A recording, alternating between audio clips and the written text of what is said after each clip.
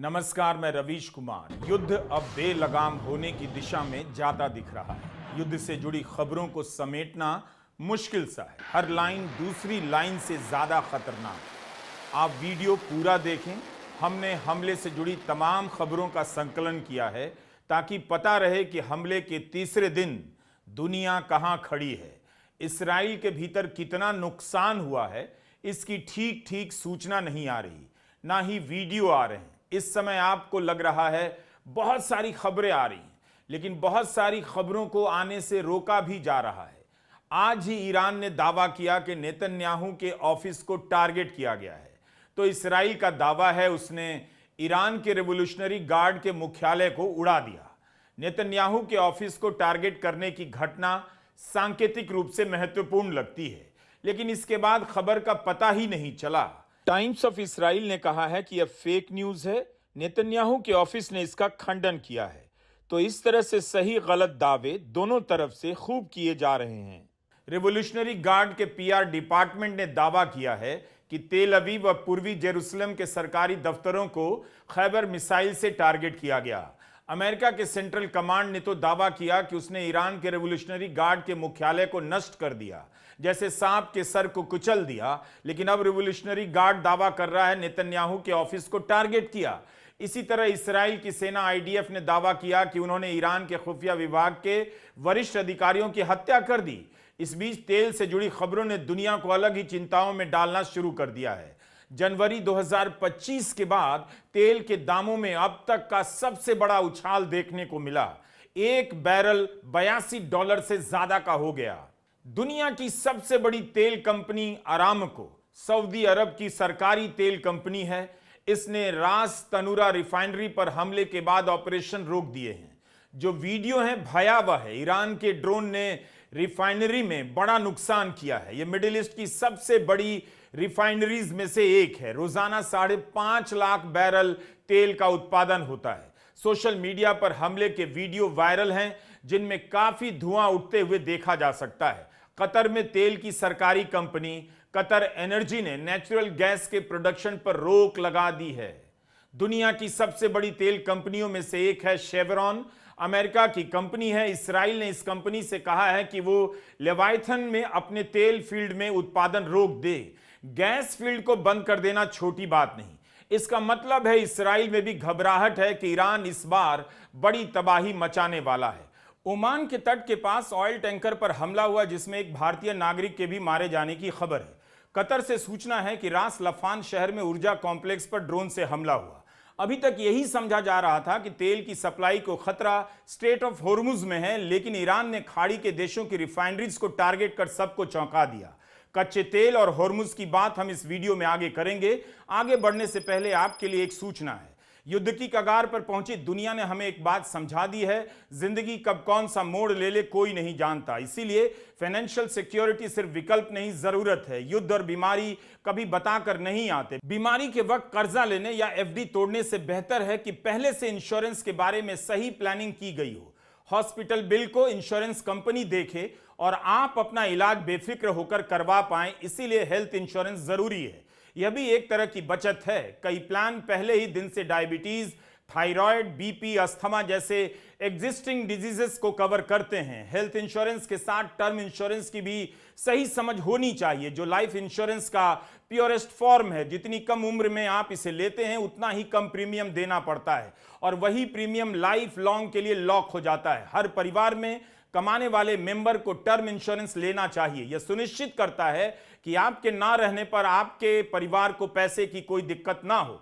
लेकिन कौन सा प्लान सही है, यह खरीदने से पहले सारी टर्म्स और कंडीशंस को अच्छे से समझ लेना चाहिए। सिर्फ 400-500 रुपए महीने की छोटी सी रकम देकर आप हेल्थ और टर्म इंश्योरेंस में लाखों करोड़ तक का कवर ले सकते हैं। हमने डिस्क्रिप्शन में एक लिंक दिया है, जिससे आपको और जानकारी मिल सकती है। ऑनलाइन लेने पर 15 से 25% तक का डिस्काउंट भी मिल सकता है। आखिर में फैसला आप अपने विवेक से लें, सोच समझ कर ही करें। अगर अमेरिका को लगा होगा कि ईरान पर 3-4 दिन हमला कर उस पर दबाव डालेंगे और वाहवाही लूट लेंगे, तो फिलहाल उसकी यह रणनीति फेल नजर आ रही है। ईरान ने उन आशंकाओं को सच साबित कर दिया, जिसके बारे में कहा जा रहा था कि उस पर हमला होगा तो युद्ध इस बार बड़ा होगा, निर्णायक होगा।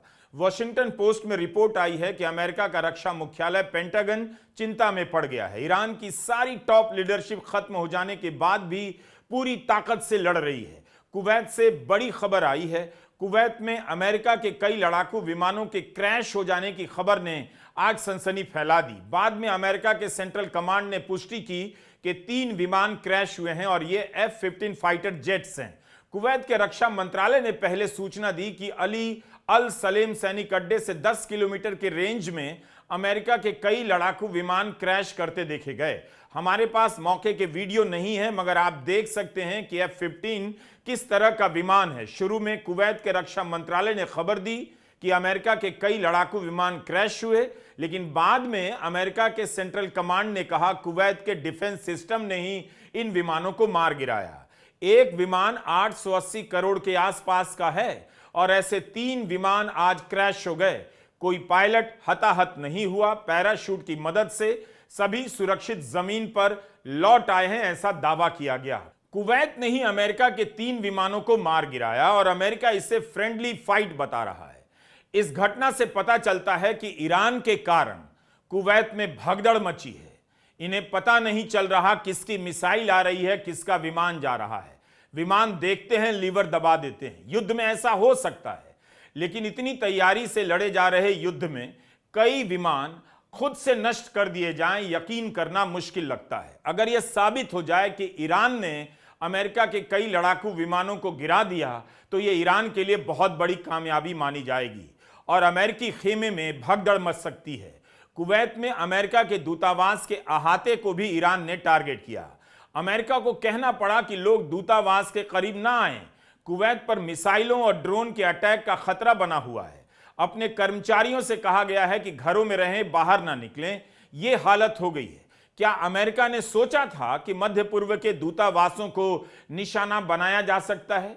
ईरान की रेड क्रेसेंट सोसाइटी का कहना है कि ईरान के 131 शहरों पर हमले हुए हैं और अब तक 555 लोगों की मौत हो चुकी है। ईरान के मिनाब शहर में स्कूली लड़कियों के प्राइमरी स्कूल पर इसराइल ने हमला कर दिया, जिसमें 180 से अधिक बच्चियों की मौत हो चुकी है। कहीं कहीं संख्या अलग भी है। क्या आपने कहीं भी इन 180 बच्चियों पर अलग से कोई स्टोरी देखी? स्कूल पर इसराइल ने अचानक बम नहीं गिराया होगा, बल्कि गजा में भी यह देश यही करता था, स्कूल और अस्पतालों को टारगेट करता था। कितने लोग बोल रहे हैं इन बच्चियों के बारे में? अमेरिका के 3 सैनिकों के मारे जाने की खबर है, लेकिन खबर है कि मरने वालों की संख्या इससे भी अधिक हो सकती है। अमेरिका और इसराइल ने ईरान में 1000 से अधिक ठिकानों को टारगेट किया। इसराइल की सेना का बयान है कि तेहरान में धुआंधार बमबारी हो रही है। तेहरान में बड़ी संख्या में खामेनेई की शहादत और अमेरिका इसराइल के हमलों के विरोध में लोग निकले थे, उन पर हमला हुआ है। मरने वालों की संख्या का अभी तक पता नहीं। अमेरिका के सेंट्रल कमांड का दावा है कि ईरान में 1000 से अधिक ठिकानों पर बम गिराए गए। IRGC रेवोल्यूशनरी गार्ड के मुख्यालय पर बम गिराए गए। इसके बाद सेंट्रल कमांड ने कहा हमने सांप का सर कुचल दिया। सुनने में लग सकता है यह बड़ी कामयाबी होगी कि रेवोल्यूशनरी गार्ड के मुख्यालय को टारगेट किया गया, लेकिन पिछले साल जून में इसके चीफ को मार देने के बाद भी रेवोल्यूशनरी गार्ड खत्म नहीं हुआ। आज भी ताकत है। ईरान के बारे में कहा जाता है कि उसकी सुरक्षा प्रणाली कई स्तरों पर काम करती है, एक दूसरे से स्वतंत्र होती है, एक लीडर के मार देने के बाद भी काम करती रहती है। इसलिए एक अटैक में खत्म करना ऐसा दावा असंभव लगता है। अगर ऐसा होता तो खामेनेई की हत्या के तीसरे दिन अमेरिका को 1000 ठिकानों को टारगेट नहीं करना पड़ता। उसकी सेना, उसके जनरल टैंक से उतरकर कारों में ईरान के भीतर घूम रहे होते। अमेरिका बड़ी कामयाबी बता रहा है कि उसने IRGC के मुख्यालय पर हमला किया। ईरान के साथ साथ हिजबुल्लाह, हाउती के भी मैदान में उतरने की खबरें हैं। खबर है कि मिलिशिया ने कुवैत में अमेरिका की एम्बेसी पर मिसाइलों से हमला किया। इसराइल और अमेरिका से जुड़ी खबरें और इनकी प्रतिक्रिया से यही लग रहा है कि ईरान तीसरे चौथे दिन भी पूरी ताकत से मैदान में है। खामेनेई की हत्या के बाद से उसका हमला, उसका जवाब और खूंखार और आक्रामक हो गया है। ईरान एक नहीं बल्कि 9 देशों पर हमला कर रहा है। इस बार लड़ाई इसराइल और ईरान के बीच नहीं, बल्कि ईरान ने संयुक्त अरब अमीरात, कतर, कुवैत, सऊदी अरब, इसराइल, बहरीन, जॉर्डन, ओमान और इराक सब पर हमला कर दिया है। ऐसा कब हुआ था? एक देश एक साथ 9 देशों पर अटैक कर रहा है। ईरान का कहना है मध्य पूर्व के देशों में आम नागरिकों की जगह अमेरिका के सैनिक ठिकानों को निशाना बनाया जा रहा है।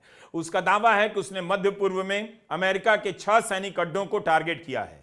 वहां से अमेरिका को अपने सैनिक एसेट्स को हटाने पड़े हैं। इसका मतलब है ईरान के पास जो भी है, जितना भी है, उससे लड़ रहा है, या उसकी इस तरह की तैयारी रही होगी कि ऐसा वक्त आ जाएगा तो इसराइल के साथ साथ खाड़ी के देशों पर भी हमला कर देंगे। इसलिए इसे ईरान की तैयारी के रूप में भी देखिए। अगर जवाब में खाड़ी के देशों ने ईरान पर हमला किया तो उनका ही नकाब उतर जाएगा, बल्कि उतर भी चुका है। वे अपनी सुरक्षा के लिए नहीं बल्कि इसराइल के साथ जंग में शामिल हो जाएंगे। उनकी जमीन से अमेरिका हमला करेगा ईरान पर तो ईरान क्या करेगा? कतर के पूर्व प्रधानमंत्री ने कहा है कि गल्फ काउंसिल को ईरान के साथ सीधे टकराव नहीं मोल लेना चाहिए। कुछ ताकतें हैं जो चाहती हैं कि खाड़ी के देश ईरान से टकराव में शामिल हो जाएं, लेकिन खाड़ी के देशों को ऐसा करने से बचना चाहिए। दोनों पक्षों के संसाधनों को भारी नुकसान पहुंचेगा। खाड़ी के देश कह रहे हैं कि यह अमेरिका और इसराइल की जंग है, लेकिन क्या सिर्फ इतना कह देना काफी होगा? खाड़ी के देशों ने अपने आस पड़ोस की अस्थिरता से अलग एक छवि बनाई, लेकिन वह छवि अब टूट रही है। अगर खाड़ी के देश इस टकराव में उतर गए और ऐसा हुआ कि ईरान पर 9 अरब देश हमला करेंगे, तब इस क्षेत्र में लड़ाई का इतिहास और चेहरा हमेशा के लिए बदल जाएगा। अभी तक यह लड़ाई ईरान और इसराइल के बीच मानी जाती है, लेकिन अब ईरान बनाम अरब और इसराइल का हो जाएगा। अरब और इसराइल एक साथ नजर आएंगे। जज्बा देखिए, जिस वक्त ईरान की टॉप लीडरशिप खत्म हो गई, खामेनेई की हत्या कर दी गई, ईरान पूरी ताकत से अपने वजूद के लिए 9 देशों से लड़ रहा है। कब तक लड़ पाएगा यह सवाल तो है, लेकिन आज लड़ रहा है, इसे भी नोट कीजिए। America, Bahrain, Jordan, Kuwait, Qatar, Saudi Arab और संयुक्त अरब अमीरात ने एक संयुक्त बयान जारी किया। इन 7 देशों ने ईरान के मिसाइल और ड्रोन हमलों की कड़ी निंदा की है। कहा है ये हमले इस पूरे इलाके में कई देशों की जमीन पर हुए। Bahrain, Iraq, Iraqi Kurdistan, Jordan, Kuwait, Oman, Qatar, Saudi Arab और यूएई सब निशाने पर थे। ईरान के ये हमले अंधाधुंध, लापरवाह और पूरी तरह से गैर जिम्मेदाराना थे। इन हमलों में आम नागरिकों की जान खतरे में पड़ी और नागरिक ढांचे को नुकसान पहुंचा। ईरान की यह कार्रवाई एक खतरनाक एस्केलेशन है जो कई देशों की संप्रभुता का उल्लंघन करती है और पूरे क्षेत्र की स्थिरता को खतरे में डालती है। जो देश इस लड़ाई का हिस्सा भी नहीं थे, उन पर हमला करना लापरवाह है और अस्थिरता पैदा करने वाली कार्रवाई। 7 देशों ने कहा वे अपने नागरिकों, अपनी संप्रभुता और अपनी जमीन की रक्षा के लिए एकजुट हैं। आत्मरक्षा के अपने अधिकार को दोहराया। उन्होंने हवाई और मिसाइल रक्षा प्रणालियों के बीच सहयोग की तारीफ की और कहा कि इसी सहयोग की वजह से बड़े पैमाने पर जनहानि और तबाही से बचा जा सका। तो अब खाड़ी के देश संप्रभुता की चिंता कर रहे हैं और ईरान पर जो इसराइल और अमेरिका ने हमला किया है, उनकी जमीन का इस्तेमाल कर हमला किया है, क्या वह संप्रभुता का अतिक्रमण नहीं है? साइप्रस में ब्रिटेन के बेस पर ड्रोन से हमला होने के बाद सायरन बजने लगे, ऐसी खबर आई। इस बात को बड़ी खबर के रूप में देखा गया कि ब्रिटेन ने अपने बेस को अमेरिका के इस्तेमाल के लिए खोल दिया। ब्रिटेन ने कहा कि अमेरिका का इस्तेमाल बहुत सीमित होगा, लेकिन इस फैसले को एक अहम बदलाव के रूप में देखा जा रहा है। सऊदी अरब के एक अधिकारी ने अल जजीरा टीवी पर कहा है कि अमेरिका ने सऊदी अरब को उसके हाल पर छोड़ दिया। उसकी चिंता केवल अपनी और इसराइल की सुरक्षा है। उसने खाड़ी के देशों को अकेला छोड़ दिया। सऊदी अरब में इतना तो लोकतंत्र है नहीं कि कोई अधिकारी टीवी पर जाकर बयान दे कि अमेरिका ने सऊदी को उसके हाल पर छोड़ दिया है। और अगर ऐसा है तो समझना चाहिए कि ईरान के हमले ने खाड़ी के देशों में दहशत मचा दी है। एक ही समय में लगता है ईरान कमजोर पड़ रहा है, खत्म हो जाएगा, और उसी समय में ईरान ने ठीक ठीक तबाही मचा दी है। इसका जवाब आपको गजा से मिल सकता है। बहुत छोटा इलाका है गजा, दिल्ली का 1/4, मात्र 365 वर्ग किलोमीटर का इलाका, लेकिन 2 साल तक इसराइल रोज हजारों टन बम गिराता रहा। नेतन्याहू गजा को पूरी तरह गायब नहीं कर सके। 70,000 से अधिक लोग मारे गए, 1 लाख से अधिक लोग घायल हुए, विकलांग हुए, हजारों घर नष्ट हो गए। लेकिन गजा अब भी दिखाई देता है, उसके लोग जिंदा हैं, उन्होंने सरेंडर नहीं किया। जिस हमास को मिटाने के नाम पर इस्राइल 2 साल तक बम गिराता रहा, अंत में उसी हमास से समझौता करना पड़ा अपने बंधकों की रिहाई के लिए। ऐसा नहीं हुआ कि उसने हमास को मिटा दिया और उनके अड्डों से अपने नागरिकों को कार में बिठाकर ले आया। तो अभी यह नहीं समझना चाहिए कि इस्राइल के पास सब कुछ है, अमेरिका है, कनाडा है, ऑस्ट्रेलिया है, ब्रिटेन है और अमेरिका की जी हजूरी करने वाले दर्जनों देश हैं, तो ईरान को एक दिन में मिटा देंगे या 1 महीने में खत्म कर देंगे। ईरान का नुकसान बहुत बड़ा होने वाला है, लेकिन इसी दुनिया ने देखा कि गजा के लोगों ने किस बहादुरी से अपने ऊपर जुल्म का सामना किया।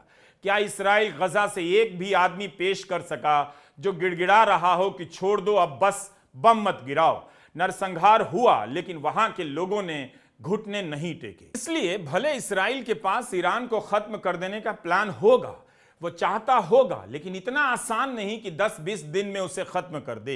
ईरान की इस तैयारी या पलटवार को देखते हुए लगता है भले उसके पास ताकतवर हथियार ना हो, मगर वह मिट जाने से पहले लड़ना चाहता है। ईरान और अमेरिका के हथियारों की तुलना की जा रही है। एक्सपर्ट कह रहे हैं कि अमेरिका के हथियार जहां $1 मिलियन से लेकर $10 मिलियन के हैं, वहीं ईरान ने $1,000, $10,000 की मिसाइल और ड्रोन से तूफान मचा दिया है। जिस इंटरसेप्टर से ईरान की मिसाइलों और ड्रोन को रोका जा रहा है, उनकी कीमत कई मिलियन डॉलर में होती है। ड्रोन या मिसाइल को रोकने के साथ साथ वे भी तबाह हो जाते हैं। सवाल है कि क्या ईरान अपना सब कुछ दांव पर लगा रहा है? क्या उसके पास अमेरिका, इस्राइल, तमाम पश्चिमी देशों से लड़ने की क्षमता है? उसके दर्जनों सैकड़ों मिसाइलों को रोक दिया गया, लेकिन यह भी पढ़ने को मिल रहा है कि सस्ते ड्रोन और मिसाइलों से ईरान ने अमेरिका के महंगे रक्षा सामानों को छकाया है, इस्राइल सहित खाड़ी के देशों में नुकसान भी पहुंचाया है। अब आइए भारत पर। भारत के शेयर बाजारों में आज भारी गिरावट देखी गई। सेंसेक्स एक वक्त 1600 अंक नीचे चला गया तो निफ्टी 25,000 के नीचे आ गई है। भारतीय निवेशकों के 9 लाख करोड़ हवा हो गए।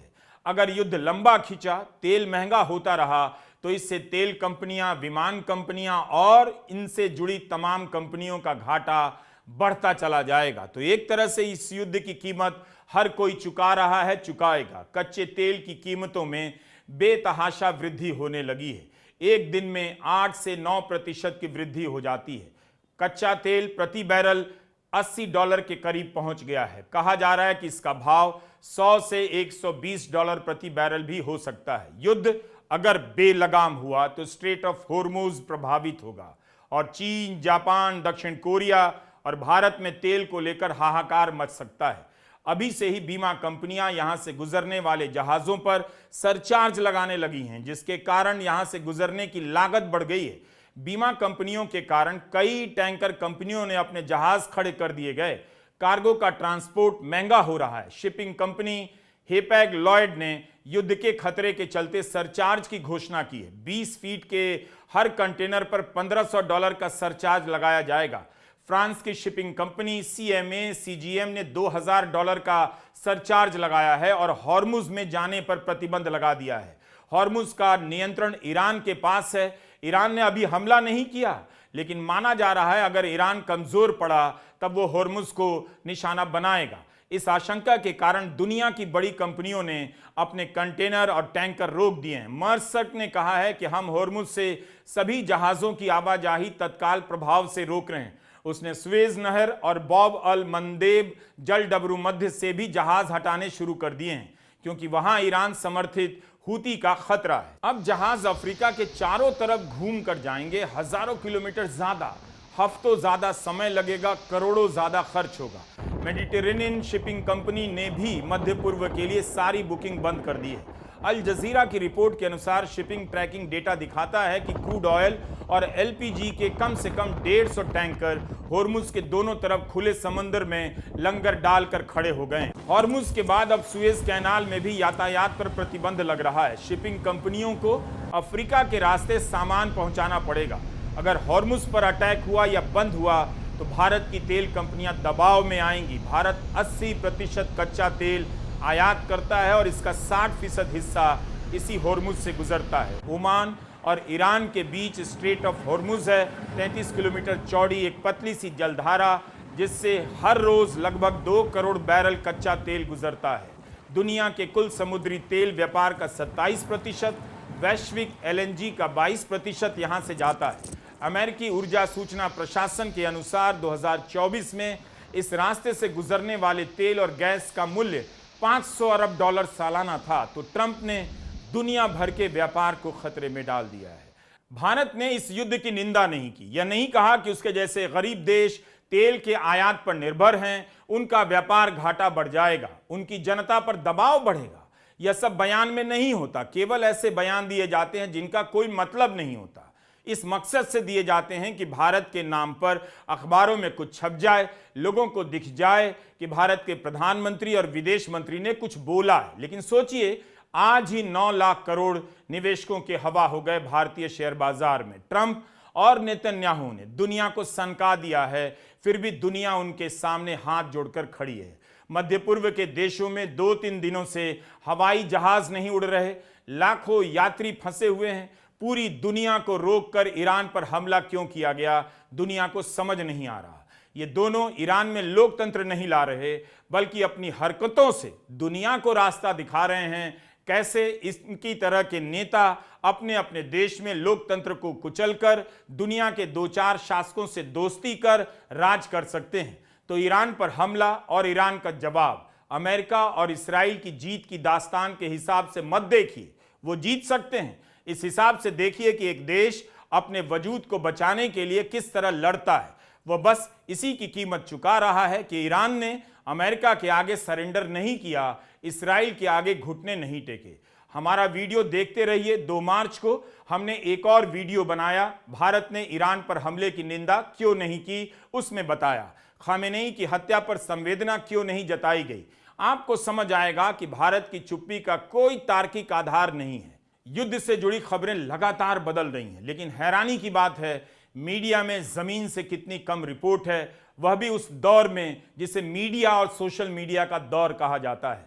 हर देश लगता है अपने नुकसान को नहीं दिखाना चाहता, इसीलिए कि कहीं जनता इस नुकसान को अपनी आंखों से देखकर यह न समझ ले और युद्ध के खिलाफ ना हो जाए। इसलिए सारी खबरें ट्विटर पर दौड़ रही हैं। टॉप लीडरशिप को मारकर ईरान को झुकाने की रणनीति कम से कम इस वक्त तक सफल नहीं है। उल्टा खामेनेई की हत्या कर अमेरिका ने पूरे मध्य पूर्व को फिर से 90 के दशक में पहुंचा दिया है, जहां पता नहीं चलता था कौन दोस्त है कौन दुश्मन और कब कहां हमला हो जाता था। इन नेताओं से बचिए, बुद्धि विवेक का इस्तेमाल कीजिए। हमारा वीडियो देखते रहिए। नमस्कार, मैं रवीश कुमार।